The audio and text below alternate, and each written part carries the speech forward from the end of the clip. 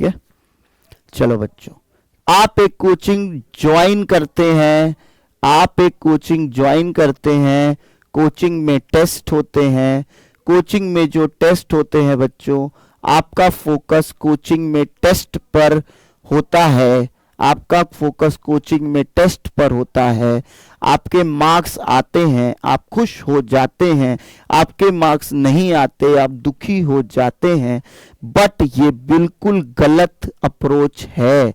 Coaching के test, coaching में test होने का रीजन क्या होता है? कोचिंग में टेस्ट होने का रीजन होता है कि आप पुराना रिवाइज कर लें। टेस्ट होने का रीजन रिवीजन होता है। मेरी बात मानो भाई, टेस्ट होने का रीजन रिवीजन है, एनालिसिस नहीं है। अपना परफॉर्मेंस जज करना नहीं है। एक चैप्टर में क्या परफॉर्मेंस जज कर रहे हो? क्या परफॉर्मेंस जज कर रहे हो? हैं? एक चैप्टर में क्या परफॉर्मेंस जज कर रहे आप लोग? सिर्फ रिवीजन होता है।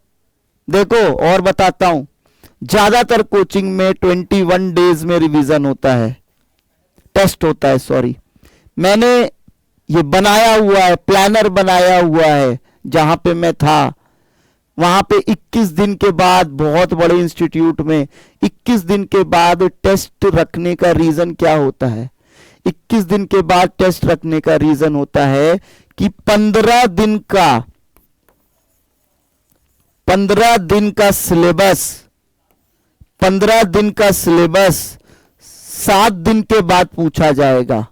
मतलब एक टेस्ट हुआ था, सपोज टेस्ट 1 हुआ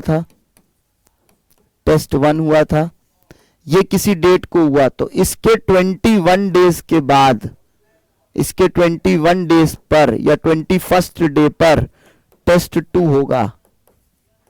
इसमें 15 डेज का सिलेबस आएगा, इसमें 15 डेज का सिलेबस आएगा। इस 15 डेज के सिलेबस को आपको रिवाइज करके देना है। इस 15 डेज के सिलेबस को आपको रिवाइज करके 21 दिन बाद टेस्ट देना है। टेस्ट का रीजन सिर्फ रिवीजन है बेटा, सिर्फ रिवीजन है।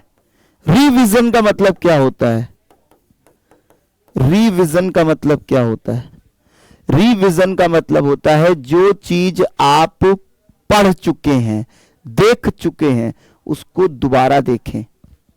रिवीजन का मतलब क्या होता है? जो चीज आप देख चुके हैं उसको दोबारा देखें। कुछ बच्चे टेस्ट के लिए दोबारा तैयारी करते हैं, दोबारा एक अलग नोट्स पढ़ेंगे, अलग टेस्ट सीरीज करेंगे, जो कोचिंग में टेस्ट हो रहा है उसमें परफॉर्म करने के लिए। एक चैप्टर में क्या परफॉर्मेंस देख रहे हैं मेरे भाई? क्या देख रहे हो आप? मानो चाहे ना मानो, टेस्ट का आपके सिलेबस, आपके नीट परफॉर्मेंस से कोई रिलेशन नहीं है यार, कोई रिलेशन नहीं है। रिलेशन किससे है फिर? रिलेशन है कि आपने सभी चैप्टर के all subjects, physics, chemistry, bio, botany, zoology, physics, chemistry, botany, zoology के PYQs कितने अच्छे से सॉल्व किए हुए हैं।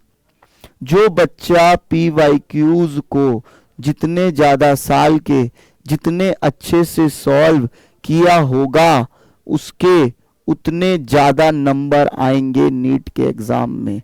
अब ये भी हो सकता है कि उसने ये भी किया था, उसके टेस्ट में भी अच्छे नंबर आते थे, तो उसके नीट में भी अच्छे आ गए, तो लोगों ने या उस बच्चे ने भी ये रिलेशन निकाल लिया। क्या रिलेशन निकाल लिया? कि उसके टेस्ट में अच्छे आते थे तो उसके नीट में भी अच्छे आ गए। तो वो बच्चे कहाँ गए जिनके टेस्ट में अच्छे आते थे बट नीट में अच्छे नहीं आए? जिनके टेस्ट में अच्छे आते थे बट नीट में अच्छे नहीं आए। हाँ, समझ में आ रही बात कि नहीं आ रही है?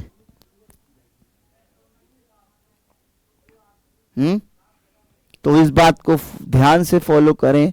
टेस्ट देना जरूरी है, क्यों जरूरी है? क्योंकि टेस्ट से रिवीजन होगा आपका, टेस्ट से आपका रिवीजन होगा।